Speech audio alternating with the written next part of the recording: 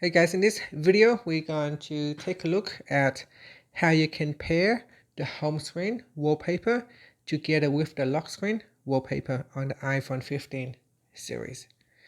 First, let's go back to your home screen by swiping up at the bottom of the screen.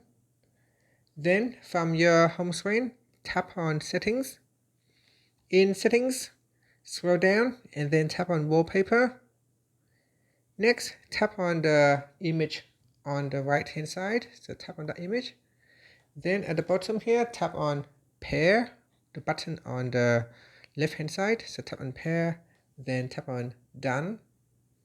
And that's it. After swipe up to go back to your home screen, now you can see that when you pair them together, then on your lock screen, the background will be the same as the one on your home screen. And that's it. Thank you for watching this video. Please like and subscribe to my channel for more videos.